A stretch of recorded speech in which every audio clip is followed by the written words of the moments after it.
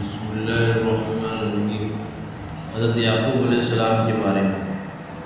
حضرت یعقوب علیہ السلام حضرت اسحاق علیہ السلام کے بیٹے اور حضرت ابراہیم علیہ السلام کے پوتے تھے۔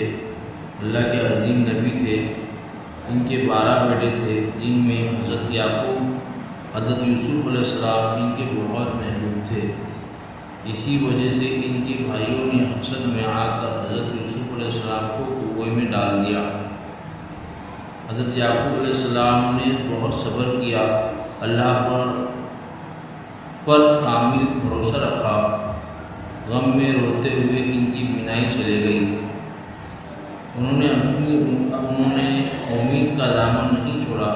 آخر اللہ نے انہیں حضرت یوسف علیہ السلام سے دوبارہ ملا دیا اور ان کی بینائی بھی واپس آ گئی۔